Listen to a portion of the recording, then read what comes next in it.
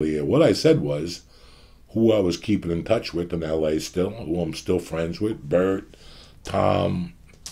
Today I talked to Eddie Bravo. He was the funniest.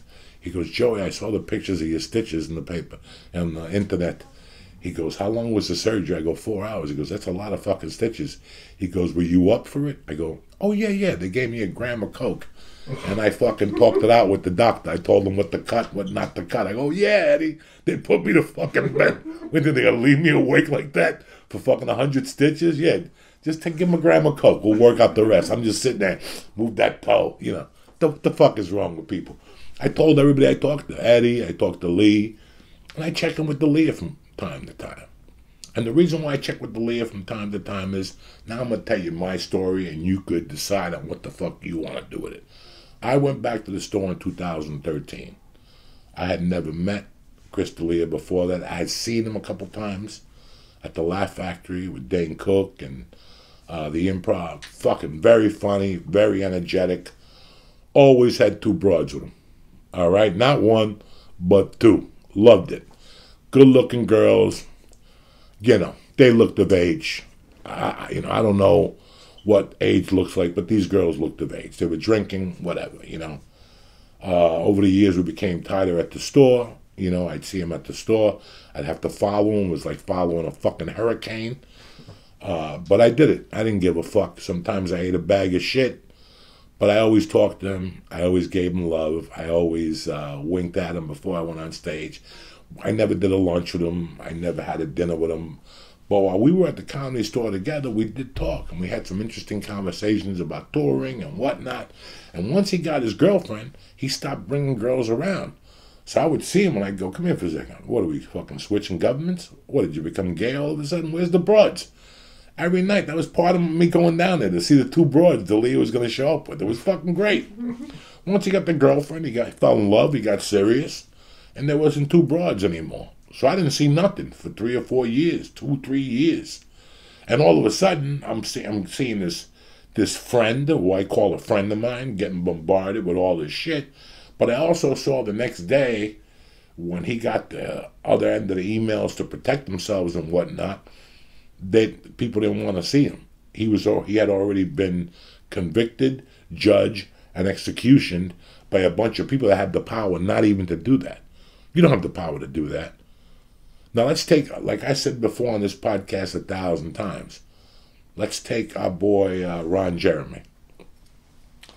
I know Ron Jeremy is a porno guy. Do I watch pornos? No. I worked at Commander Video and Captain Video in Aspen in 83 and 84, and I had 2 rows with a porno section, and women and guys would always come in and say if I had any Ron Jeremy tapes. And one day I finally threw them in, and I'm like, who's this fucking greasy bastard? And that's all I knew of Ron Jeremy. And one day I moved to L.A. and I saw him at Bank of America. Did I run up to him and say hello? No, I don't give a fuck. He's probably got fucking sticky hands from sperm and fucking dirty pussy and shit. Yeah. I don't know nobody. I don't say hello to the guy.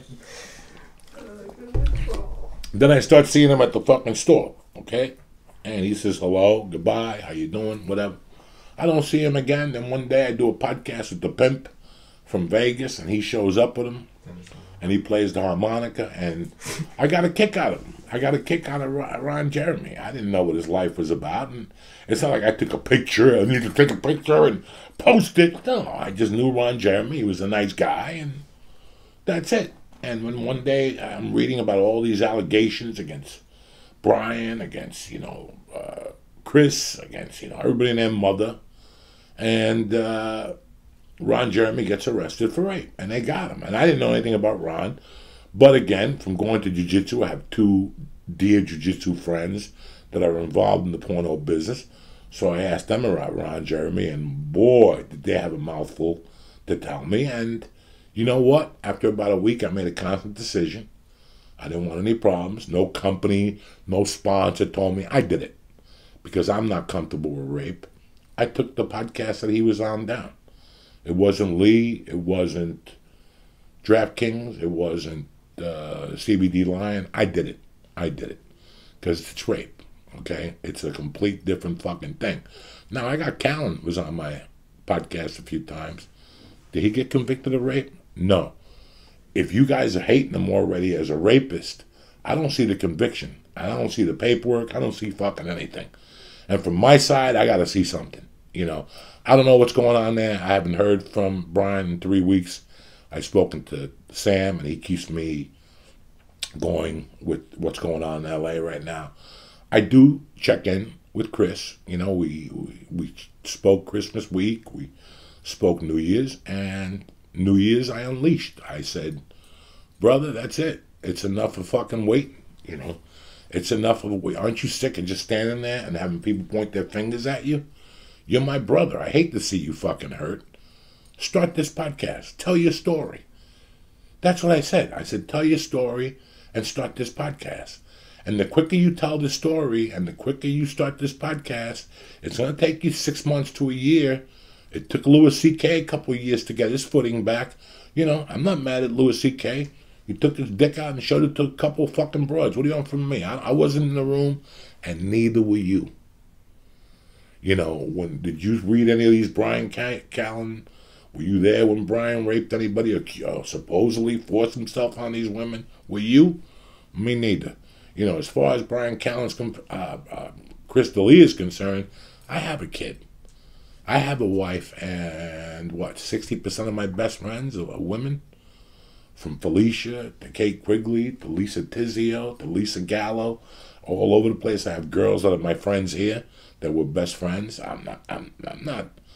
I wouldn't be happy with somebody texting them when they were underage. But there is a thing called a mistake, and I know Chris D'Elia.